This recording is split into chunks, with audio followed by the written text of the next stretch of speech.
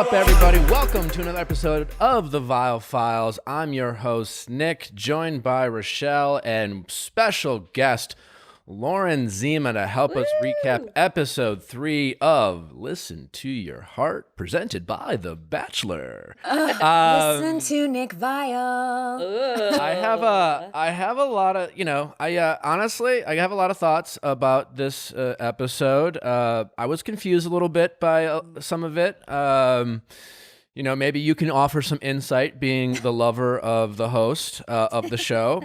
I love how you always call me his lover. That'll never get old for me. But anyways, but before we do, I thought maybe we would chime in, and a lot of people have some opinions about Madison Pruitt and Peter Weber drama that kind of popped up on the scene last week when Madison was a guest on Caitlin's podcast, and then Peter decided to respond to some Bachelor fan account, seemingly pretty irritated, and was wondering if you have any. What do you think's going on, Lauren? What do you have any inside information before I share what my thoughts? Well, I do think that Peter is somebody who, he's been through a lot of ups and downs with all this, right? And I think that I would imagine he's gotten quite frustrated with, coverage that there's been and gotten burnt out on it. So it seems like his pot just boiled over a little bit with this one. What do you think? Well, I would agree with that, but do you think Peter alluded to there being more to the story. Well, we know how Barb feels about Madison, right? We know how that whole family feels about Madison, and we know where Peter's allegiances lie. Yeah, but I feel like at this point, has become an easy scapegoat in terms of, especially for criticizing Peter. Yes, it's obviously Barb is Barb, and Barb has a big personality, and she is proven to not be afraid to say whatever she wants about her son's relationships. But my guess is we're probably not giving Peter enough credit for still doing what Peter wants to do. We forget or act like he didn't push back to his mom on national television. It's not like, you know what I'm saying? In that moment, he had Madison's back. It's not. Yeah. No, I'm not saying he didn't. I'm just saying I think when the dust settled, Peter obviously is back with his family, and I think he probably I don't know. Well, what did he say? He said something there's more to the story. I don't know if there could be a more vague comment to make, so I don't know exactly what he's referring to. That is true. He said it was. I reached out to Peter. I was just like, "Hey, you're always welcome to come back." But at the same time, I think he just might want to be done with it. And as much as I would love to have him on and find out what that is, the truth is there's nothing wrong with just letting it go and letting it die. Right. But I agree with you. I think he's just frustrated. Every Bachelor goes through it where especially the bottom third women on your season, love to they're starving for attention. All these girls who popped up on Madison's Snapchat or TikTok or whatever the fuck she was doing, or happy to do it, and to get headlines of Peter's women throw shade to Peter. It's just it gets annoying, right? They have no connection with him whatsoever. I guess my only thought too is just here's what we know. Peter might be a lot of things. He might have been sloppy. You could have argued that maybe he's got some maturing to do. He's certainly indecisive. But what Peter has also been is honest, even to a fault. Almost. He's been so honest that he's probably gotten himself in more trouble than he needed to, where other leads have been a little bit more measured and made decisions a little bit more based off of, what the audience might think. And Peter truly hasn't done that. We also know Madison to be a little bit of a liar. What are you referring to? He loves saying this. It's true. People want to forget. I know Madison wants to forget it. But her Instagram, the fan account allegations things. Yeah. It's not an allegation. It's a fact. She did that. Yeah. I'm 100. Yeah. And it is silly and trivial, right? And there's a logical explanation for it that she, wanted people to like her. It's a totally relatable thing. I'm more critical of that. And like, I know Madison thinks I don't like her, and I know people think I've been hard on Madison. I think she's just fine. I've even defended Madison. But if you're going to be righteous and you're going to be pious and you're going to like talk about your relationship with God and how you want to be an example to like young women, blah, blah, blah, blah, blah, then I hold you to a higher standard. And so don't be a liar. Don't be vain. I'm vain. I could be vain. Don't have your family use Bruce Pearl's house for your hometown and sell it as your own home when it's not your home. Like, I don't like that if you're going to be super pious. I don't know. I'm just saying, I've talked to producers and they're like, they like Madison, and they also think she could be a little manipulative and a little bit of a liar. Aren't we all gray area? You're right. You're absolutely right. But my point is that she is Madison is very smart and very calculated. It's not an accident she did the TikTok with other girls when the Caitlyn episode. I have no problem with that. I'm not beyond doing shit like that. I'm just saying like it's a little bit of hypocrisy of, her brand is God and righteousness and being the true, follower of Christ. And no, all she is just a young woman who wants people to like her and does some manipulative shit and makes fake accounts and buys followers and comment and then lies about it when she gets caught, which is a very human and relatable thing to do. But Peter has never lied. So when we get into the game of he said, she said, and it's just like, who do you believe? Because, they're both probably telling their own version, their own truth. But all I know is I know Madison has lied, and I know Peter has, from what I can tell, hasn't. So no, I'm with you on in that. I have always said about Peter the entire season. Every time I interviewed him, all that, he was always kind. He was always gracious. He always said thank you. And I will say, no shade to other leads, but I've interviewed some leads before where it's like, there was not that same humbleness that Peter did maintain the whole time. 100%, yeah. I think Peter's a really good guy who, had some confusing back and forth moments. Because here's the thing, and we talk a lot about age in this franchise, and I've said this to Peter, and I would say it to him again. Okay, so Peter was this guy in his late 20s, and people have given the franchise crap for having younger people on. You can be in your mid-30s and be immature as all get out. I think Peter, totally. Even though he was in his late 20s and had this job and all that, Peter had lived at home for a while. I don't think he was necessarily used to making big decisions on his own without having his family to bounce ideas off of. And I think he got a little caught up in what exactly do I want? What really is right for me as I'm suddenly released into the world on my own, traveling all over, meeting all these women and trying to figure it all out. And he was honest, by the way, during one of the seasons that I think would have been difficult for any lead to be honest in, because what was happening for him was constantly changing.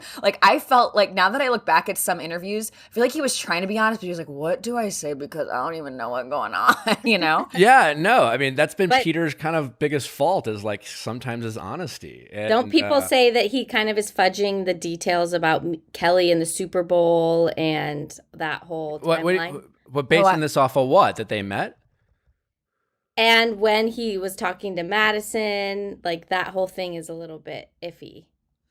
What's the Super Bowl thing? I don't know the Super Bowl thing. They ran into each other at the Super Bowl. I mean, again, Peter has the right to some privacy, even though he's the Bachelor. I guess what I'm simply suggesting is, I think Madison is. This is not a This is a statement of fact. I think. Well, I mean, it's my opinion, but from what I've heard around and what you've seen is that Madison, and I have no problem with her being calculated. I'm a calculated person, but she's far more calculated and far more self-aware of her brand, and makes decisions based off of that than Peter. And I don't think Peter. It doesn't seem like Peter did anything wrong. It might have been messy, right?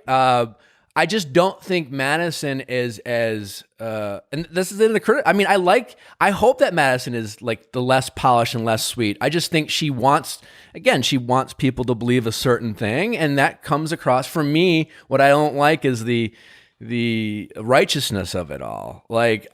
like being a good Christian isn't just about not kissing and having sex with other people, like, and talking about God. There's a lot more that goes into that, like humility and honesty and things like that, and a lack of vanity and all the things that as humans we do, right? And I'm hypercritical of that kind of behavior, to be honest. Just because I've seen it in my life, my whole life, and it comes across as incredibly disingenuous. And listen, I know I've defended Peter and I've criticized Peter, but like, for all the things we've bitched about Peter, he has over and over demonstrated the qualities of a good human. And I think sometimes that's lost on us, and he's a little bit unfairly treated. It doesn't mean he's the guy for you. It doesn't mean you want to be in a relationship with him, but he's been sincere and he's been humble and he's been honest. And he ran into Kelly at the Super Bowl. Like, he wasn't dating Hannah Ann then. He might have been talking to Madison, but it seemed like they weren't in a relationship. There seemed to be a lot of gray areas there. And I think, put it this way, I don't think Peter would have put on some obscure Instagram, there's more to the story, if there wasn't more to the story. Yeah. And I don't think Madison anticipated that. And I think she's operating under this, like, she knows that, like, right now people aren't loving Peter and Kelly that much. Right. She knows that she like has the benefit of like, well, I just was, of course that would bother me. Right. And she's playing to like what the narrative is. And she's smart like that. She's very clever. I don't know. Here's why I'm staying quiet, because I've never interviewed Madison. She was not she didn't do interviews, right after the finale. It was an unusual season in that Peter didn't, Hannah Ann didn't, Madison didn't. So usually Entertainment Tonight would like interview them, the lead in their final pick. I remember I sat down with you and Vanessa. Yeah. So I haven't interviewed her yet, and I want to still. I want to ask her some questions and talk to her. So it's hard for me. Like, I don't want to, without having any like in person or even in, in our social distancing world, on The Voice read on her, and hearing how she would respond to what I would ask. I don't want to be like, she's thinking this or she's doing this, because I don't know her. I don't know her. But I will say, like, if we're looking at the timeline for Peter and, when he was interested in who or whatever, I mean, you can speak to this better than me, but I think if you're coming off the show, you're used to, I'm going on a date with one person one day and a date with another person the next day. So isn't your timeline for like when it's okay to be into somebody and then into someone else and that back and forth, like, wouldn't you say Peters is a little bit affected by his experience on the show? Like, maybe one week he was thinking, I want to get back together with Madison, and then whatever she said to him, and then the next week, like, you know what? I'm going to quarantine with Kelly. That's entirely possible. And Peter has shown that he bought into the Bachelor process more than anyone before him. But if that is the reason, then I would be critical of Peter for that. I don't think that's a justifiable excuse. Like, you have to have some. Well, I don't mean like you're literally thinking about the actual timing of it, but I mean, are you a little bit in that, like, subconsciously in that headspace? You know what I mean? I mean, I wasn't. I was all in at Vanessa at that time, and I never. Yeah, I mean, Peter's season kind of continued after the show and is like still continuing. Totally. But I'm like saying unspoilable season. What I'm saying, if that's what's going on in Peter's head, that I think, and I don't, but I think like Peter is an adult and the Bachelor world is very intense and fucks with you and messes your head, but it's not like you can't get out of it. Like, when it's done filming, like you're still back in the real world. Like, you can't keep operating as if like, well, I don't know, this is what I did for 9 weeks, so I can't break out of this routine of. I don't mean the routine. I just mean I think he's still like confused and kind of maybe a little bit. He was still all over the place. Like, what do I really want? What am I really into? Yeah. He didn't have a lot of very clear resolution. I get what you're saying. I guess I still don't understand the Kelly of it all in terms of. Like, I don't necessarily buy Kelly's reasoning, like, oh, I got locked in a closet. Like, no, you didn't. Like, I understand that, like, you had to do interviews and maybe, like, certainly, like, producers will, like, certainly make you feel like they have to manage everyone's time. They certainly have to do that, but they're not locking anyone in closets. All right. What do you think about I still don't get why. Pardon me? Like that it all happened on her birthday and they didn't reach out on her birthday. Who cares? I mean, it's not like, I'm just simply saying, my experience is that if the lead's truly into someone, the producers will certainly let that relationship have a chance to flourish. I don't think you can. I think it might be revisionist history, and I don't know what conversations are going on between Peter and Kelly. But in that world, Peter was feeling other women more than Kelly. I mean, 100%. That's just a fact. I mean, well, first of all, if Peter had felt that magical of a connection with Kelly when they met at the wedding or whatever, then you know, that would have, I think that would have been more evident right from the start. She didn't even get his first impression rose on night one, you know? Totally. But I also can totally buy the fact that Bachelor World is a whole different way, a whole different world. And it sometimes forces things. And I can totally buy that Peter and Kelly are a great match, and they just weren't a great match for that world. I'm totally fine with that. But like, it's clear that Peter did get kind of screwed. Like he seemed to clearly like Madison the most, only to find out very late that she will barely kiss him. She won't, like, she had these incredibly rigid belief systems that Peter found out late in life, and was trying to make it work and try to be the romantic, you know, person that he likes to believe that he is. And I'll do this. I can do this. If I truly love someone, I think Peter, and Peter believes that. Like, if I really love you, I can do this for love. But I think when he learned more and more about Madison and her beliefs and what she was unwilling to do outside of that world, it became very clear that this wasn't like practical. And that sucks for Peter, you know? Well, yeah, I got some flack for criticizing Madison on that, but I 100% think she should have let him. If those beliefs were that important to her, she should have let him in on how intense those beliefs were much earlier. Think about how you are in the real world. Like, that's a big thing. Like religion, do you want kids or not? There are these big tent pole things in relationships that you got to get into right away. Otherwise, what are you doing? Otherwise, you're wasting your time, because you get how far into a relationship and exactly that happens. You realize, oh, we're fundamentally different. And I think that you know, people were trying to make it about like, let's not criticizing her for not wanting to have sex or for wanting him to not have sex with other people. It wasn't about that to me. It was about, if you have these strong religious convictions, you should have been discussing this with him earlier, just like everybody else was discussing, my parents are divorced, or I have these big things, or whatever. It's not, I don't think it's about, I believe Peter, that Peter would have been like, if I have to wait to have sex with you, do we get married? And I love you, I'll do it. But there's a lot more, it seemed to be a lot more to it than that. But yeah, I would love to have Madison on this podcast. We have some mutual connection. I do know this, like she was wondering if she wanted to come on, and I put it out there, and then I didn't get a response as of recently, but she knows that I'm going to ask her about the Instagram, and I know she doesn't want me to.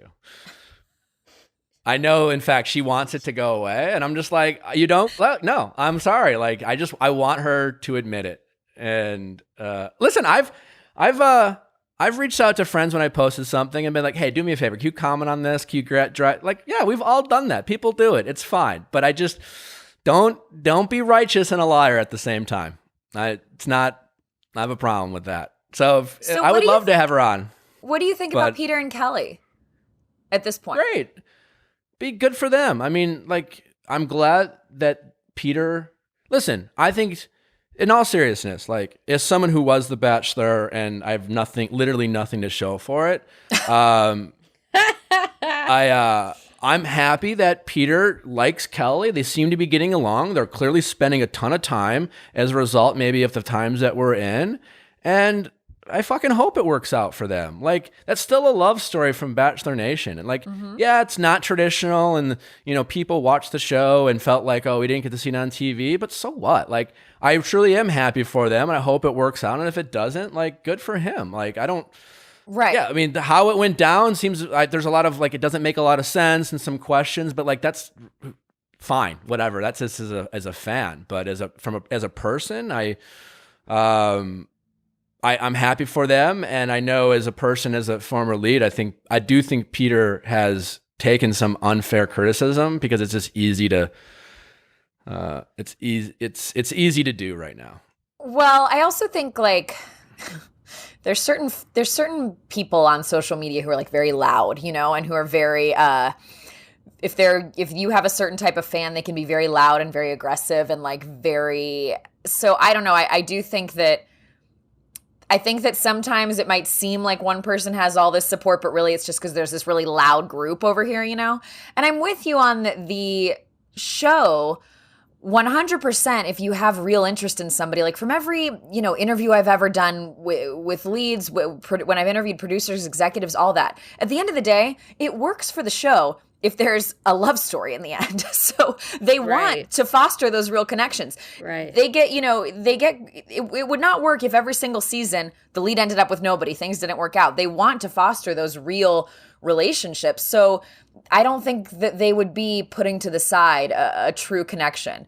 And, you know, sometimes it's just timing too. Like, okay, yeah, obviously Peter and Kelly had a spark. I think Chris has said this in interviews. Maybe the show wasn't really the venue for them. And honestly, maybe Peter needed to go through the experience, learn a lot about how he approaches relationships, and maybe now things can work with Kelly. Because Kelly was sitting there she was telling him what we all knew he needed to know. Peter, relationships don't have to be hard. And I think Peter really thought that. He seemed to, you know, we all grow up hearing relationships take work, but there's a big difference between relationships are difficult and you're working at your relationship. Totally. And I don't think Peter knew that distinction, and he might now. Yeah, totally. And listen, I'll say this much, and we will get into it when we actually talk about listen to your heart. But like, if Peter and Kelly are in a relationship a year or two from now, they'll be brought back as a success story, as like future judges gosh. Or you know. I use myself as an example. I've been interviewing Chris since 2015. We were both in different places. We didn't even look at each other a certain way, and you know, we started dating years later. So it's like, timing makes a difference. Where you're at makes a difference. Yeah. I'd kind of forgotten, by the way, you might have talked about this and I've missed it, but I kind of forgot that you had this similar story on your season where a woman you'd met at a wedding came on the show. And like, obviously that didn't work out. So awkward. Did not. Yeah. So awkward. So it doesn't always work out. Yeah. A little different. Bye. Yeah. Yeah, good TV. It resulted in some initial good ratings that kept it going for a while. So, what a good producer answer. People, you know, we're still at home and we still need to hydrate. And Hydrate Spark is something that's been truly beneficial for me. You know, it's one of those things like you get in these routines, you know, at home now with the quarantine. I don't know what it is for me. It's so easy to forget about water and hydrating. I drink a lot of coffee and I have sometimes too much juice. And the Hydrate Spark is just really just been this is a great reminder. You know, it's this nice little water bottle, hooks up to this app, and the light goes off and I feel better. I feel refreshed. My skin is healthier, all because I'm just remembering to drink an appropriate amount of water. Yeah. And what color of bottle do you have? Mine's black. It lights up lime green, which, you know, is cool. It's super cool. No one really sees it because I'm all by myself. But the important thing is that it's absolutely fun. Like, I don't know. It's fun. Mine is coral and it glows pink and it just makes me happy when it glows. I'm always like, oh, you're right. Thank you, water bottle. I started having conversations with it, like Wilson on Castaway. It's like, hey, thanks, bro. Thanks for reminding me. Now is the best time to order a Hydrate Spark Smart water bottle for yourself or for a friend or your loved one, especially, you know, if they're not drinking enough water. Go to hydratespark.com/VIALL to get 20% off your first order. Hydrate Spark is spelled with an I, so that's HIDRATE spark.com/VIALL. Again, that's hydratespark.com/VIALL for 20% off your first order. Stay hydrated, people. hydratespark.com/VIALL. I always love creative companies and friends of show. And I got to say, Storyworth is one of those companies.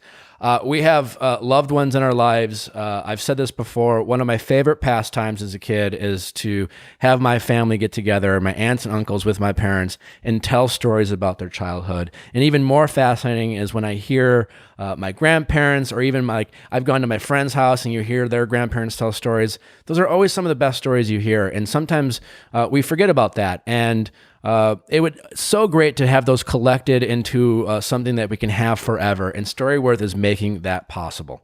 And Mother's Day is coming up. Don't forget, everybody, even though we're in quarantine, holidays are still happening, and this is the perfect Mother's Day gift because she can write down for a whole year. And just remember your mothers, your grandmothers, your aunts, anyone who's a mother, a godmother, perfect gift for them to hear their stories.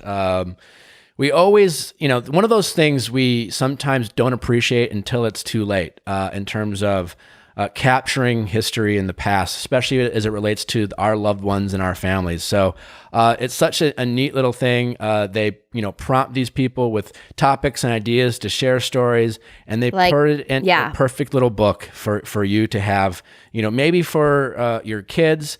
You never really know. It's truly one of those priceless gifts that you can make possible with Storyworth. So give your mom the most meaningful gift this year with Storyworth. Get started right away without the need for shipping by going to storyworth.com/VIALL. You'll get $10 off your first purchase. That's storyworth.com/VIALL for $10 off. Yeah. Well, now that we've finally discussed that, let's get into the heart of the matter. Listen to your heart. What are your initial thoughts of episode 3, Lauren? I mean, I'll be honest, this one seemed a little forced. I mean, I know we had Chris on yesterday and he talked about everything changing, and I don't know if it's a product of there's only 6 episodes and the show's still figuring itself out. But, Chris walks in kind of like at the end of every Paradise season, and he's just like, all right, time to couple up, time to take this seriously. And everyone's like looking around me like, is this guy insane? Because Chris is an absolute pro. Is that Chris can come across as so unbelievably earnest, regardless of what he might actually think. I don't know. But he's got a job to do, and he's a goddamn pro. And he walks in deadpan serious, being like, now's the time to determine the rest of your life. And before you worry about music, you need to worry about love. And everyone's like, what the hell is going on? And it was wonderfully awkward, but it was confusing even as a viewer.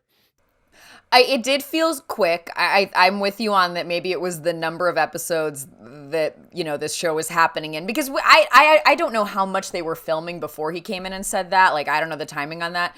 But, also, didn't it all kind of, what was interesting to me about that was, even though he said that and it felt so soon, other than the Julia, Brandon, Savannah thing, everything else kind of shook out as it was going to be. You know what I mean? They'd brought those new people in. I didn't even really see the 2 new women. I didn't really see the pink-haired one and then the brunette. The brunette went home on that rose ceremony. Pink-haired one. She literally, if she talked, they didn't air it, and she might as well have been a beautiful, stunning woman. Right. And I don't think we hear her. We didn't hear her sing. We didn't hear her talk. They were found her on the street and said, "Can you stand there for a little bit?" We just. That's why it would almost seem weird, because they're like, we're not bringing any other people, and you're like, you kind of barely did. I don't know. I feel like. Listen, it's like Chris said, it's hard to make a TV show, and I'm still enjoying the show, but it almost seemed like that part didn't, it just seemed a little confusing and weird, as if they made such a big deal about bringing people in. Yeah. Kind of like a Paradise, but they really didn't. And at the end, to your point, we're really just dealing and focusing on the cast that started the show anyways. Right. I think maybe what they learned is that bringing in those new people, they probably thought, well, we brought in these 3 new ones, and what did it really do? How much more will it do to bring in other new ones? It's different in Paradise when you're bringing in alumni, when people are excited to see certain people they already know and that kind of thing. So I think there was a bit of a learning curve there. I wish, Jet Wyatt had walked. I know. I want to see him. Seriously, that would have been great. I don't know if Jed would have done it. He has a girlfriend now, but that hasn't stopped him in the past. So right, I know.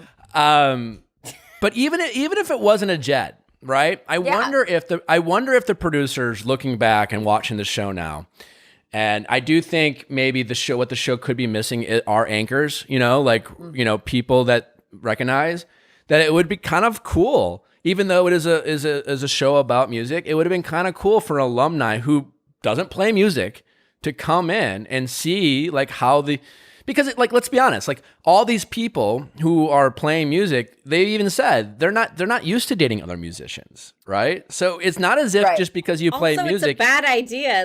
Who's gonna make the money? You know what I mean? It's right. egos. So it would be kind of interesting if Jed or I don't know who else shows up and someone's like, oh, ooh, I got the music. And Chris Lane and Lauren Bushnell kind of drove that home for me. I'm like, well, there it is. That's the couple where, she's with the country artist. Look, it's a new show. They're figuring it out.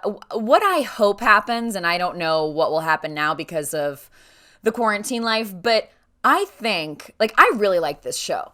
And it's the first brand new show launched in how many years in the franchise? The first show in years where it wasn't alumni focused. So I think it had some uphill battles. But if these people can get peppered into paradise and then you can get a rhythm going, I'm with you. I think maybe what they should have done is started off with the musicians and then brought in some alumni just to be okay, Kendall Long, do you want to date this country singer? I see that. Yeah. Yeah. Kendall walks in. Totally. That would have been a perfect cast, right? There's a little bit of a storyline there. She could talk about Joe, fucking bring back Joe and Kendall. Now we got a TV show. Joe and Rudy. I so see Joe and Rudy. Oh no. And I so kind of see Kendall and Brandon. Oh wow. Yeah. Paradise. We're shipping in paradise right now. We're they're gonna get paradise. back. You think Joe and Kendall will? That's what my hope is. She was Joe sad. And Kendall what? Yeah, we'll get back are going to get back together. No, I absolutely don't. I liked them together. I mean, this is Matt's opinion based off of knowing very little, but. Well, you know what it is? It's one of those fundamental things. He wanted to be in Chicago. She wanted to be in LA. It's those fundamental things. Where you want to live. What do you believe? Do you want the children's? Do you want the marriage? The four cornerstones. Oh yeah, all the things you don't you just kind of ignore. So you live in Canada, huh? Yeah, that's fine. So anyways, yeah, Savannah has this bizarre breakdown over what's his name? Who's a really sweet guy? What's his name? Gabe. Really nice guy. Kind of reminds me of Markel from Andy's season. Charming,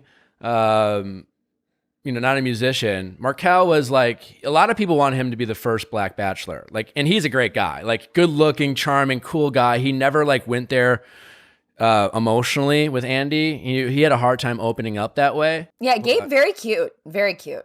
But yeah, so he kind of he shoots his shot with Savannah, hey, I kind of want to be with you, which is also was kind of out of left field. And then she has this meltdown because apparently she doesn't reciprocate the feelings. I don't know if there was more to the story, but yeah, anyways. And Julia have both had these moments. Julia on the last episode where she was crying because she thought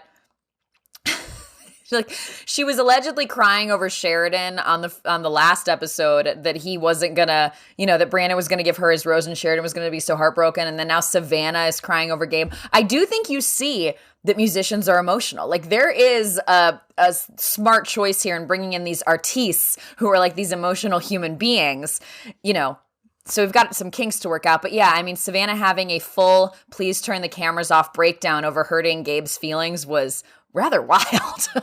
Yeah, and it was funny because who's the guy she's with, the blonde-haired military guy? Brandon. Brandon was kind of a dick when he was are you gonna keep crying? But my God. But also kind of needed to be said. And he kind of it was a dick move, but he kind of said it and she actually laughed too, where it was you're being a little silly. Yeah. But she was so ridiculous that very dickish thing to say got a total pass. The Brandon, Julia, Savannah of it all, I was enraged watching this episode. I Well, Julia's a little pot stirrer. She is the villain. She's a villain to me. She threw Savannah under the bus with Brandon. She told him that she was odd and not getting along with women, which to me is one of the worst things you can say about another woman, that she doesn't get along with women, that she wasn't like, that's harsh. That's being like, you're the evil girl. Especially in that world. I mean, I was totally team Savannah. Like, I'm the guy who, like, especially on Andy's season, were a bunch of guys who were just like weird and broy, and I decided not to like do the same. I decided not to just get fucking wasted or like be weird, and I just kind of kept to myself. Like, they were just like, you don't have any friends here, and I'm just like, I just don't like you guys. And it was just like that's not indicative of your character or who you are just because you choose not to be a follower.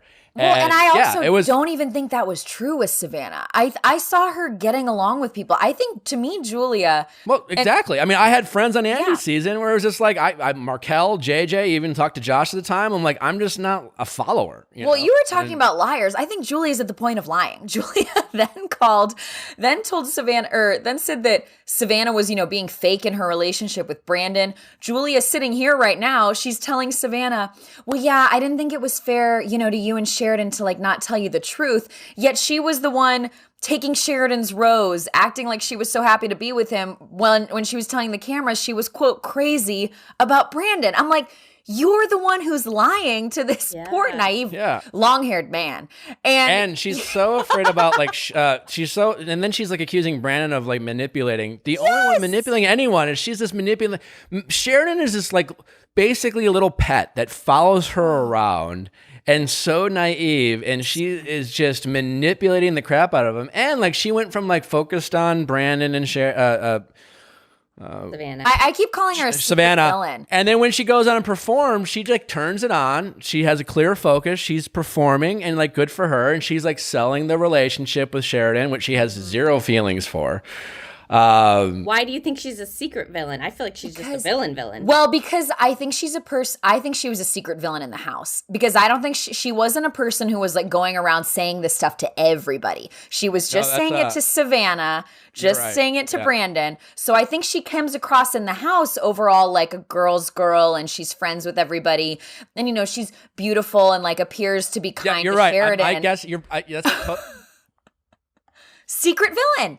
That's a great call. That's a great call, Lauren. Where like my guess is that even while recording, no one really suspected that. When they go home, they weren't like, "Oh, this Julia, she's gonna be a villain." And even Julia is surprised by what she claims is edit, and is probably but like she did this shit. Like, listen, they might be emphasizing it, but like some of these looks might have been a bit of it forced. But like you can't edit when she goes to. When she says to Savannah, I have no feelings for Brandon. I was like, what? What? I interviewed Savannah. I interviewed her after the episode. I'm sorry, but right before the episode was going to air. And I asked her, I'm like, what did you think of that moment? Like, did you think for a second that she didn't really have feelings for Brandon? She said, oh no, I knew. Like, Savannah said she kind of held her tongue in that moment because she felt like Julia was just so sort of off the reservation. But I kind of wish she'd unleashed on her. Yeah, Julia attempts to gaslight her by saying, like, I feel like I'm the one being attacked by you calling me, like, what you literally are. You asked her to talk, you're attacking her, and now she's defending herself, and you're accusing her. I mean, Julia's a pro. I mean, she is a great television, by the way. Yeah. And I was sitting here watching her and thinking, and this kind of also clicked to me about the show this week, is I think when you have these artists, you can either have somebody who's like super manipulative, as you said, can perform, can like come across one way, and is like very driven. Or you can also have somebody who's like maybe a bit too image conscious because they're thinking about what's their career going to be and they're not really like giving into all this. And Julia's the first. And I think we needed more Julias. I think because to me, I'm like, this is good reality television. I'm watching this craziness, But it was so absurd. And then during the singing, she's like, no one here is genuine and it's really bothering me. And it was weird for her to say that because she wasn't into her partner. Oh, right? And she was saying that Brandon and Savannah should go home. My favorite part was when she said, ding, ding, ding. I'm like, okay, Julia. I mean, she's confusing herself. Like she might, like, here's the thing. She's falling victim to a very classic case of she's probably right about Brandon and Savannah. She probably is. They're probably not. There's a good bet that Brandon and Savannah aren't going to end up together in life or even on the show. They might be playing up the relationship, one of those two, more than reality. She might be very right there. But she's so obsessed with being right about that relationship. She is being so transparent about her own motives and coming across as so disingenuous because everything she is saying and doing is all based off this premise of being right about that relationship. So she thinks in her head, I'm the right person. I'm like, this is okay because I'm calling this out to America. America needs to thank me for calling out this bullshit. And she's not thinking about how she's coming across as it relates to her relationship with Sheridan and how disingenuous she looks, which is kind of fascinating because I think we see that a lot in life about how we become hypocrites because we get so fixated on one storyline and we tell ourselves it's okay based off the fact that we think are right. Meanwhile, like it totally gets in the way of our own bullshit, our own actions, and like totally opens ourselves up for criticism. Well, she keeps saying that she has some feelings for Sheridan, that she's torn. I'm like, no, no, you don't. You said that you were crazy about Brandon. Like, if you're crazy about one person, I don't believe you're torn equally about the other. You know what I mean? And it was interesting to me too, though, how quickly Brandon picked Savannah. Right? After that being was bizarre. After having that literal water cooler conversation with Julia in the morning. So who do you think is the bigger offender here, Brandon or Julia? Both. That didn't surprise me because I think Brandon probably is a little bit of a playboy, which is, fine. He's here Brandon thinks he's coming into this like environment that's probably paradise-esque, and things are happening faster than he expected. No one, none of these people have been on the show before, right? So he's just thinking, okay, well, I'm going to keep my options open. They easily forget that they're mic'd, right? They think if they whisper, they're not being heard. It's classic, reality TV mistake by people. And then all of a sudden, Chris comes in and says, hey, make your pick. So Brandon's like, okay, I picked Savannah. It's Brandon's simple. face when that happened, he was like, yeah, he was like, literal this is jaw insane. drop. But he's like, okay. It's been pretty clear he's always preferred Savannah, but I think he liked keeping his options open, and he liked Julia. And the age thing, I'm like, this dude's like 34, right? And he's still like, I agree. I think he's like probably used to being a bit of a playboy, like whatever. And he wasn't. But here's the people don't talk about this on the show as much, but you see this a lot in Paradise, and it kind of maybe it plays to kind of societal norms where you have this reality show that's based off of finding your partner and finding your one, and a lot of times guys get themselves in trouble in these love triangles. Sometimes it's the women, Hannah G got herself in a bit of a love triangle. And oftentimes it's based off the idea that the one person who has two options doesn't really like either of them all that much, right? And so they're pretending to try to like two people a lot. They don't really like anyone. And you know what I'm saying? But they're in this reality show that's about finding love. So they play into it. And I think that's why, like, I don't know if Brandon really is a player. What I think is safe to say, he's not all that in love with either of them, right? Like, Savannah is his favorite least option. Interesting. That much I'm sure of. So like, do I think he's a playboy in life, or he's like, no, I don't know. I mean, I don't have that much information, but I think it's just pretty clear that he's not that into either of them, but he's on a show about love. Chris is coming in saying, that's what makes it, Chris great and the producers great, because it's like, you got to take love seriously. And so the people listen to what they're directed to do, and then that's used against them because, well, they don't really like anyone, but in fairness to the producers of Chris is just like, kind of like, if Brandon really listened to Chris, he would have left the show. Because Chris said, Chris was like, if, respectfully leave if you're not really feeling it. And I think Brandon should have respectfully left because I don't think he's really feeling it with anyone. Okay. I've been in this situation before where I've been dating two people at once, and then I was like, no, I like this one person better, and I'm sticking with them. Oh. Yeah, no, people can do that. I think that can happen. I also think sometimes you don't really like any of them.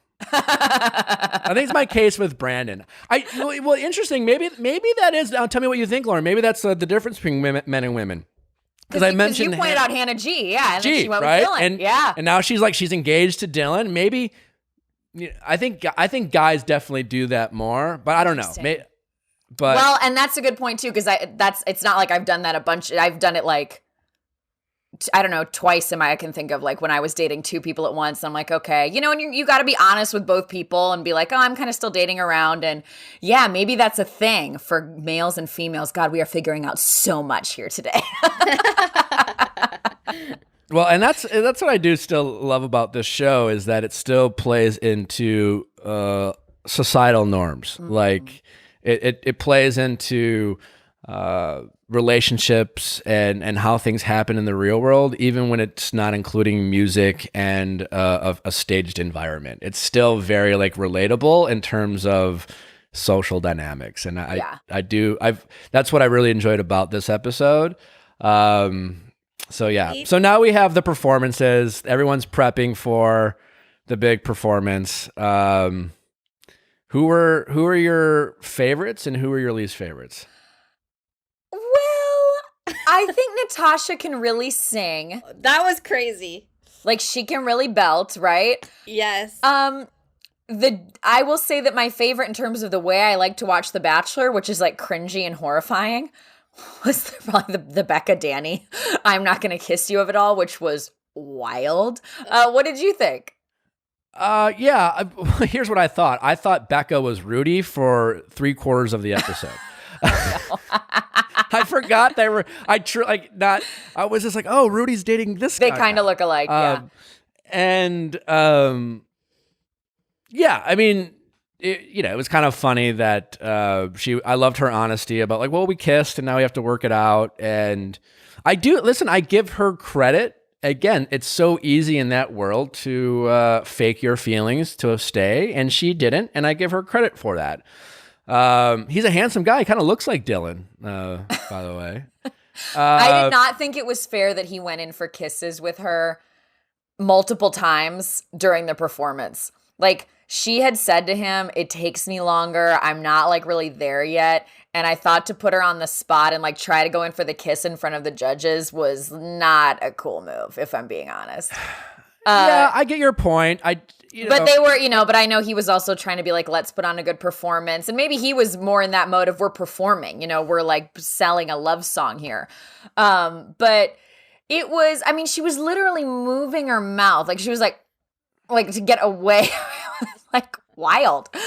I get what you're saying. I guess I'm reluctant to suggest he was being inappropriate. Only it's just like, okay, he went for a kiss and like. I think it was because he did it a couple times. I was like, I just don't. I know, but we're also like, we do know that there's moments we don't see. So like, I guess we just don't know if he's getting mixed messages. But it's clear to us that she's not into him, and maybe that was the overwhelming theme. But I don't think he's a criminal for like trying to go. Well, I'm not saying he's a criminal. I'm just saying. No, I know. Yeah, I know. But I think that, that performance was interesting to me how telling that made things. I mean, you did see with these performances how it was kind of like, wow, to be judged on to have people like talking to you about your chemistry. It was also interesting that Brandon and Savannah were told they didn't really have chemistry. I was like, oh God, okay. So interesting. Yeah. I love she can really, really sing. I also who's Rudy with again? Matt? Is that Matt?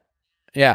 It's the first time we kind of really heard Matt's voice. I like it. It's a really pretty voice. He's got a nice voice. I've really warmed up to Matt. I do think Matt has the best potential to be the guy who goes to paradise from this season. Yes.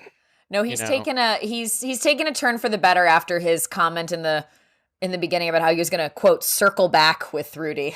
Like, okay, Matt, why don't you reply all on this email and see if anyone brings it to the top of their inbox? Like, what? No, he's found his groove. He's got a nice voice. I also want to point out that, like, no disrespect to Kesha, she's awesome, pop star. But I felt like, where was the, like, it was like, hey, Jason Mraz, you won a couple Grammys. And now Kesha. And like Kesha's great, but damn, Jason Mraz is awesome. Like I thought that was a big get for the show. He's an incredibly talented musician. I don't know, I'm a big Jason Mraz fan. But it was like Chris was like, and now, you know, it was like he really he sold Kesha more than he sold Jason. You know, and I was just, yeah. Well, maybe I will say Jason Mraz he's done the judging thing on Idol before. Has Kesha ever came and judged a musical competition before? I don't know. I mean, so both maybe great it felt gets like a by the bigger show. get. Yeah. They're both great, but I'm a big Jason Mraz. I listen to a lot of Jason Mraz on Andy season. Clearly. Oh, wow. So this is personal for you. Beautiful Mess, one of his greatest songs. Wow. What song did you listen to after the Fantasy Suites? I don't know. What song did you listen to before the Fantasy Suites? Different. I can make a joke, but I'm not going to. Different songs. Well, no, I mean, the only thing.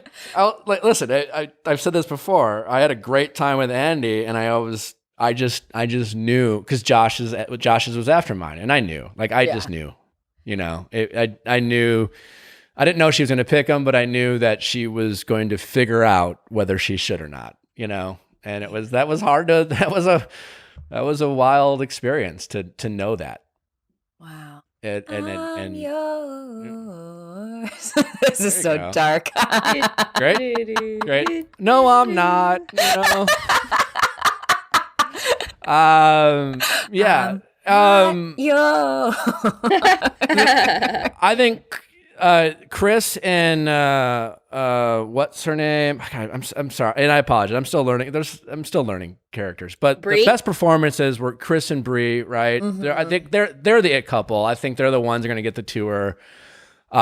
Chris has such a beautiful voice. They do. I mean, really, I will say, like, I as far as the show goes, when they sing, I'm really enjoying that aspect of it. Like I found myself, like, I'll watch these shows and I'll be like doing other things in the background, and all of a sudden the performances will come on and I'll like put my phone down and I'll really watch it, and I'm feeling feelings. I'm like, this is like really beautiful and sweet, and I feel like sappier watching the performances than I ever have watching The Bachelor.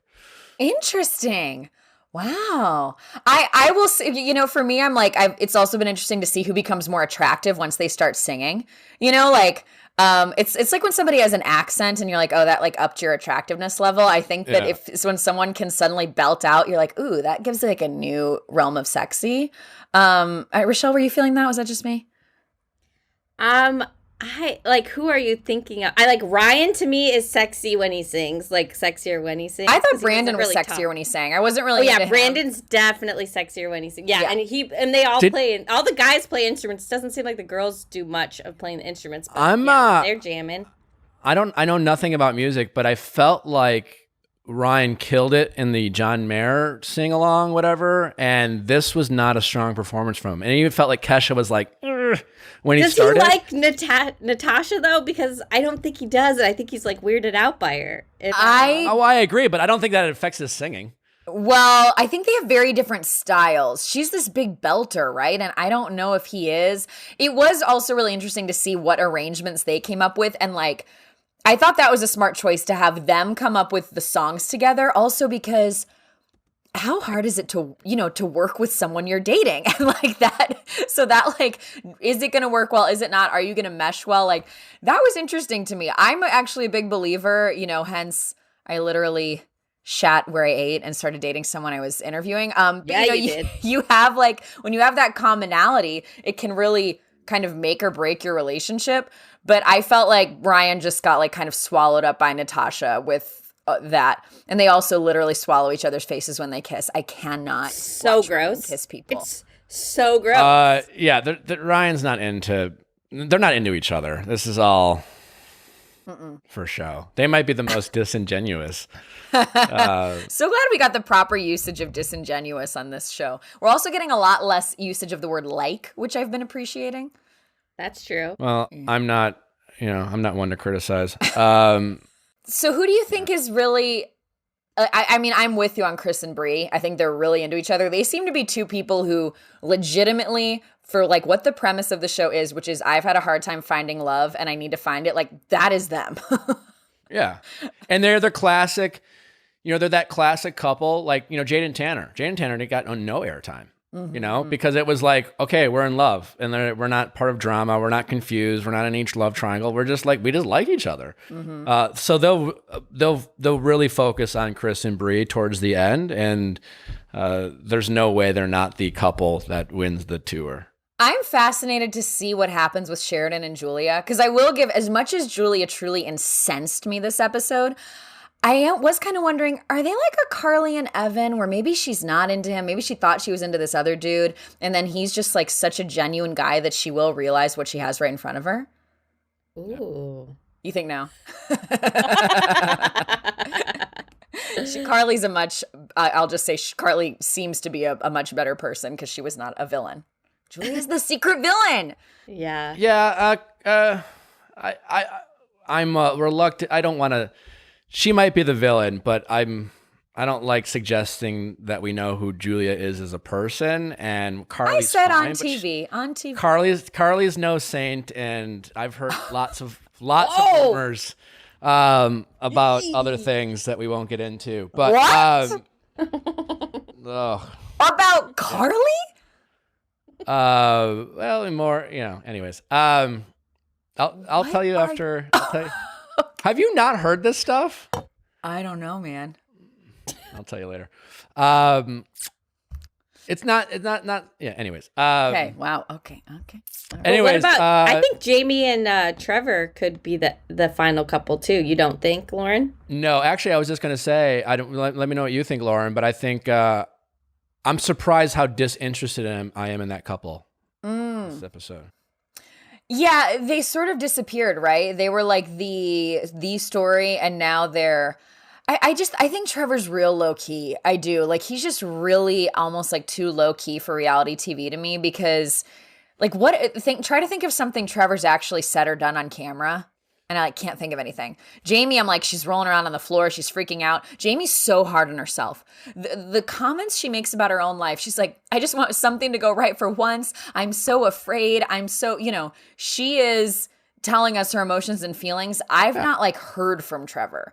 I really appreciate her honesty. She seems like a sweet girl. She's she is the youngest, I think. She's 21. And while she's a fine singer, I think she knows, and in what we've seen so far is that there's a lot of talented people on this show, and she might be the weak link. And that's not that, like, listen, she can sing far better than I ever could and ever dreamed to. But, this is there's a competitive element to the show when it comes to singing, and it seems like there's some really strong singers here. And like, so you're the youngest person. So, young people, there could be some insecurities that you don't have. She's still growing into herself. And then she walks in this very intimidating environment where the people are just like belting out.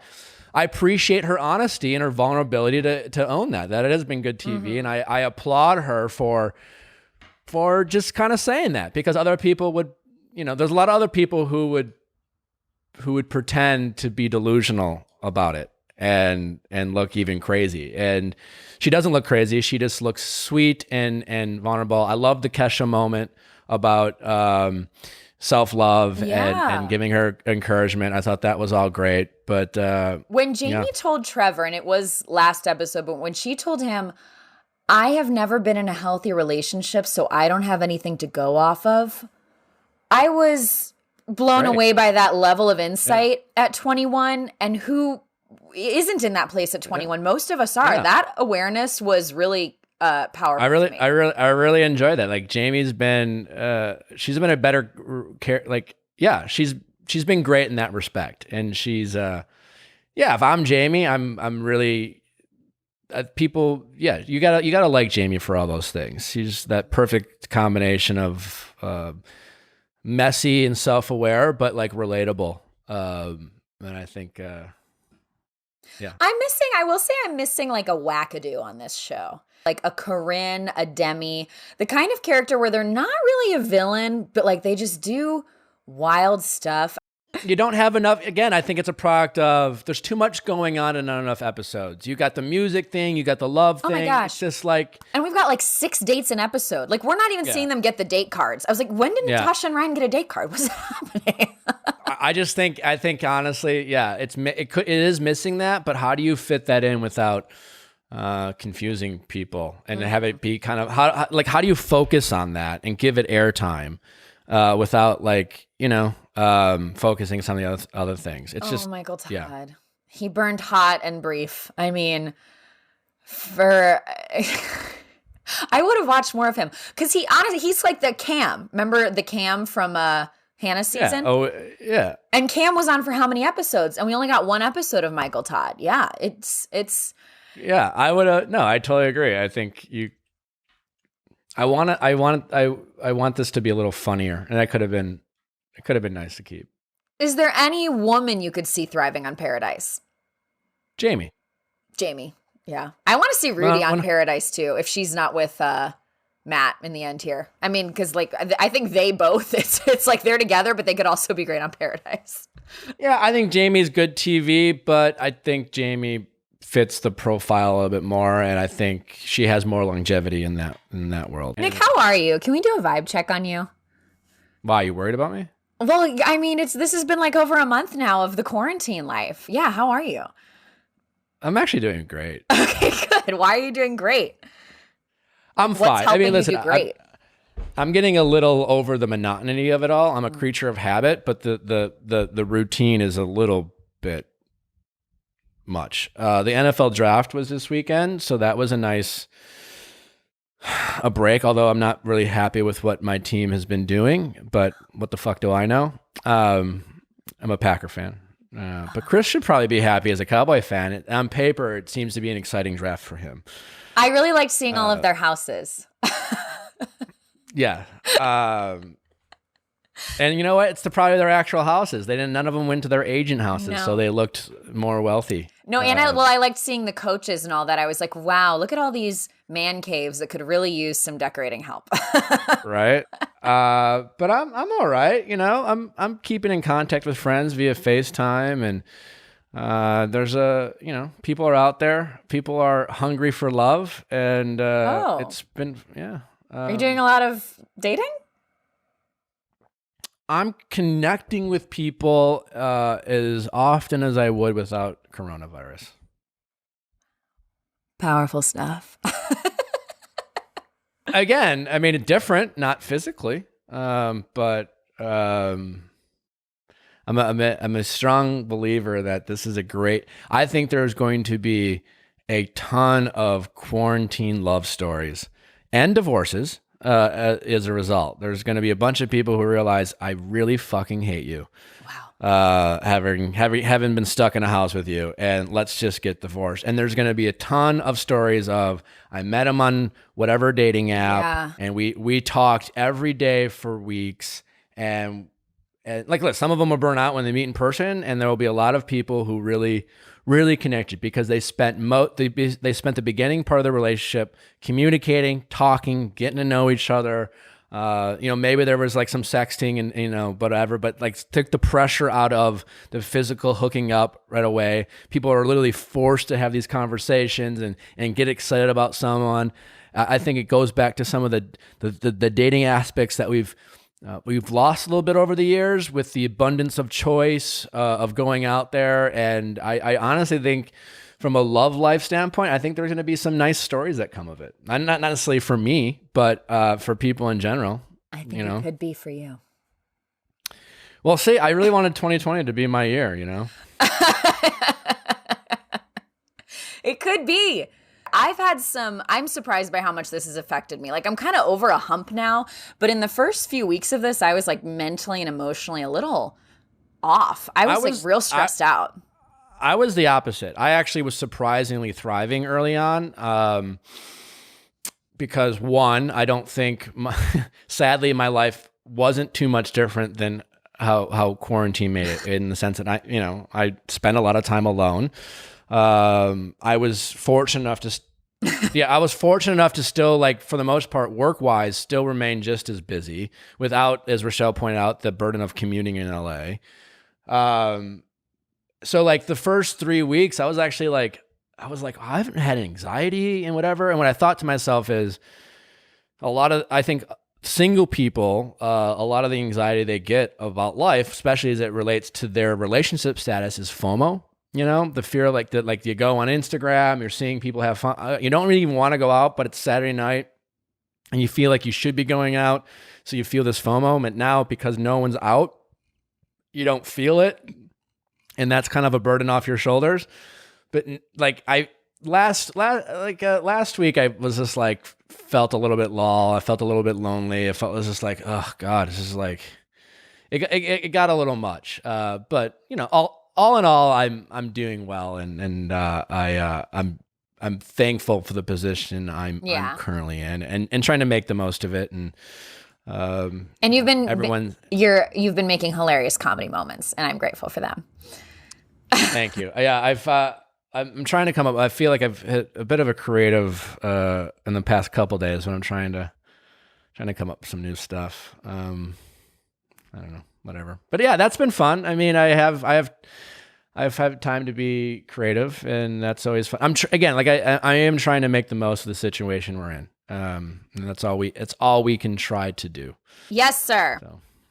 So, well, anything else, Lauren? Anything else you need to let the people know? What are you working on? You're plugging. Obviously, Rosé and Roses is still kicking ass. Yes. Roses and Rosé. It's okay. We have both elements. Roses and Rosé is recapping and reviewing Listen to Your Heart every Tuesday. It's up on Entertainment Tonight's YouTube channel. And of course, I'm on the Instagrams and the TikToks and the Twitters. Not the Snapchat. Snapchat? What is Roses and Rosé going to review after this ends? I don't know. I honestly, what can't you like make, like, we have all these quarantine relationships. Can't you just update us on, you know, can't you just like even speculate on Chris and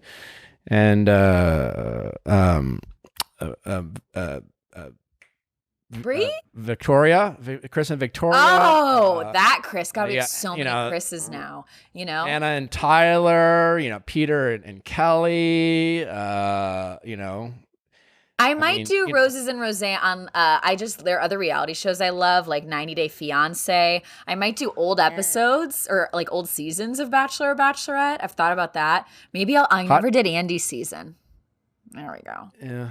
How does Chris feel? How does Chris feel about like you watching like Too Hot to Handle? Oh, he doesn't have a problem with it. I mean, you know, it's like for work I did all of our Too Hot to Handle coverage. I do 90 Day Fiancé interviews. I think that's a good thing. As much as we can work together, I don't know how it would be if my entire job was The Bachelor. That is true. You know? True. Dark. Well, Lauren, I do appreciate you taking time. Always fun to have you on. I appreciate you, and I love you, and I can't wait for you to find the love of your life in 2020. Well, thank you very much. Thank you for listening, guys. Make sure to check us out tomorrow to listen to a very fun episode with Shan Boudram, who is a sex and relationship coach. You've seen her on a bunch of different shows giving her expertise. It's a really fun episode, just talking about relationships in a time of quarantine, sex from an expert and a woman's point of view. And I just had a fun conversation with her, so I'll make sure to check that out tomorrow. And don't forget to send your questions at asknick@castmedia.com, cast with a K. And as always, thank you for listening. See you tomorrow.